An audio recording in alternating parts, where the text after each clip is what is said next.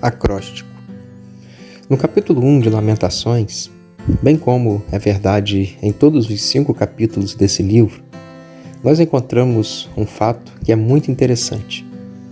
Se nós olharmos direitinho, nós veremos que os capítulos 1, 2, 4 e 5 contêm 22 versos e o capítulo 3 contém 66 versos. Com exceção apenas do capítulo 5, os 4 primeiros capítulos foram escritos de forma acróstica. E o que seria isso?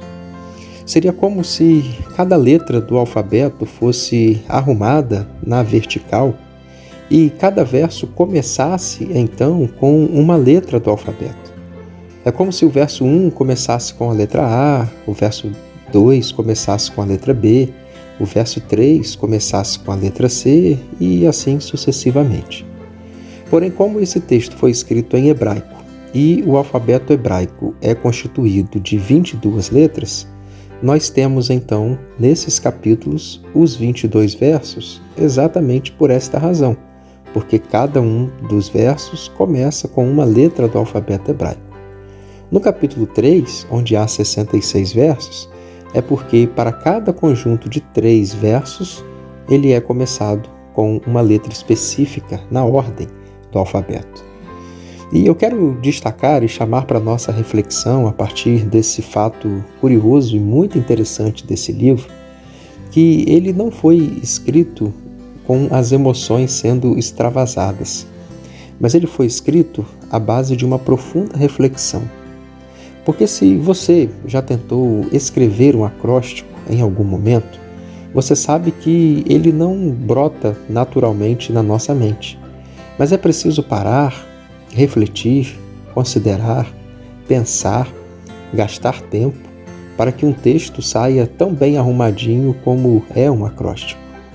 E aí o texto então das Lamentações, mesmo que tenha sido escrito num período de muito caos, de muito sofrimento, de muito medo, de muito desespero, numa das páginas mais terríveis e tristes da história do povo de Deus, esse livro inteiro foi escrito tendo sido todo ele muito bem pensado. E eu entendo a partir daqui que nós não podemos perder a nossa razão em meio aos problemas e dificuldades, que nós não podemos dar vazão tão somente à emoção na hora que a coisa ficar complicada.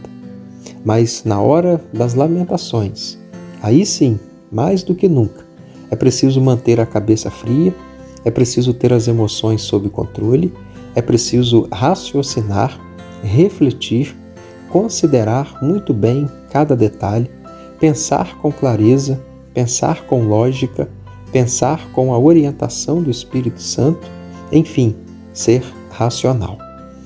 Eu entendo desse texto de Lamentações, todo ele escrito em acróstico, que nós precisamos pensar e refletir na hora do sofrimento.